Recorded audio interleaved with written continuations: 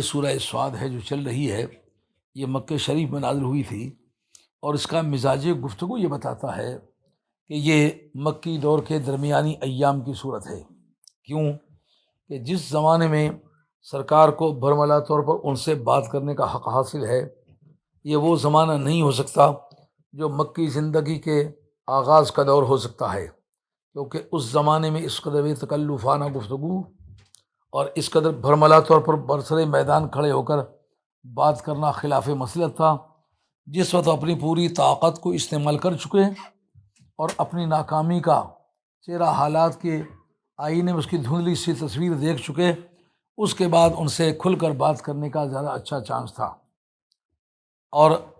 یہ باتیں ان کے ساتھ خاص طور پر اس لیے ذکر میں آئیں کہ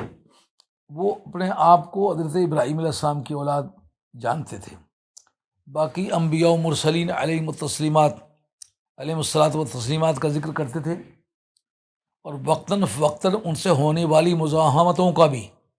وہ ذکر کرتے تھے، جس میں یہ واضح کرتے تھے کہ اس طرح کے ضدی لوگ تھے جو انبیاء علیہم الصلاۃ والسلام کے مقابلے میں ڈٹ جاتے تھے۔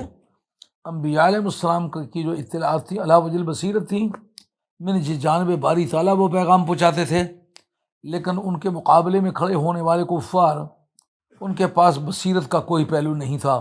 میں ضد، اناد اور ذوق کبریائی یہ ان کو جھکنا نہیں دیتا تھا۔ یہ جن جن نبیوں کے ذکر وقتاً فوقتاً وہ محفلوں میں کرتے رہے، ان کا ذکر کر کے تو پروردگار عالم نے یہ باور کرانا چاہا کہ اب یہ دونوں آئینے تمہارے سامنے ہیں، دیکھو محمد صلی اللہ علیہ وسلم کی بولی کس سے ملتی ہے اور تمہاری بولی کس سے ملتی ہے، دونوں کا انجام کیا ہوا۔ کون دائی تھا کہ خدا کے سوا کسی کی پوجا نہ کی جائے؟ اس کے دائی ابراہیم علیہ السلام تھے۔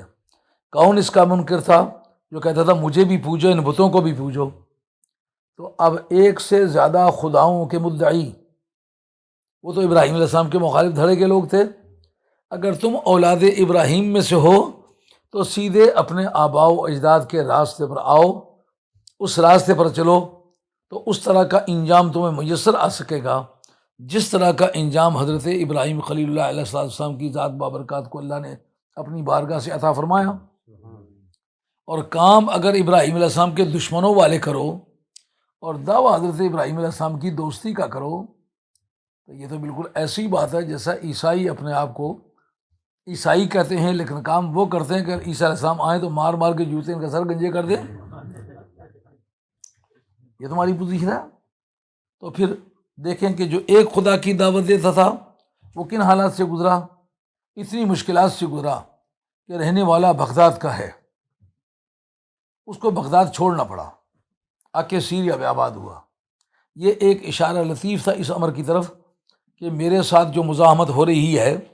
کبھی میں اپنے پیغام کو زیادہ وسیع پیمانے پر پہنچانے کے لیے ممکن ہے قلب مکانی کروں، ممکن ہے جگہ چھوڑ دوں، تو اس سے یہ نتیجہ اخذ کرنا صحیح نہیں ہوگا کہ میں کمزور ہوں اس لیے چھوڑ دی ہے جگہ، نہیں، اس سے یہ نتیجہ نکلے گا جس طرح حضرت ابراہیم علیہ السلام جن کی سچائی کا تم ڈنکا بجا رہے ہو، ان کو اپنا وطن چھوڑنا پڑا، لیکن ان کے وطن چھوڑنے کے بعد جس آدمی نے آگ کا الو ان کے لیے تیار کیا تھا، اس کو ایک مچھر نے ایسا ذلیل اور رسوا کیا، اور کوئی باعزت مخلوق نہیں تھی جو اس کو مارے۔ کہا صرف اس کو مارنا ہی مراد ہوتا تو شیر کو بھیج کے مروا دیتے، نہیں، اس کو مارنا بھی مراد تھا، اس کی تذلیل بھی مراد تھی۔ ناک پہ چڑھ گیا، اور جناب جوتا مارنے والے کی ڈیوٹی ہے، وہ کہتے سر میں ادھر چڑھ گیا، ادھر جوتا مارو، وہ کہتا ہے میں تھک گیا ہوں، کہا مزدوری دیں گے، پیسے بھی اور جوتے بھی، پیسے بھی اس کا، اس کے جوتا بھی اس کا، سر بھی اس کا۔ تو حضرت ابراہیم علیہ السلام سیریا میں جا کے آباد ہوئے، ان کی نسلوں کو آگے ترقی ہوئی۔ نمرود کی اولاد میں سے کتنے لوگ ہیں جو دعویٰ کرتے ہیں ہم نمرود کی اولاد میں سے ہیں؟ اس سے تمہاری داستان تک نہ ہوگی داستانوں میں۔ وہ وقت آنے والا ہے کہ جب تمہارا ذکر ہی کوئی نہیں چلے گا، اگر چلے گا تو ذلت اور مذمت کے ساتھ چلے گا۔ تو ان آیتوں کے بیان کا مزاج ایسا لگتا ہے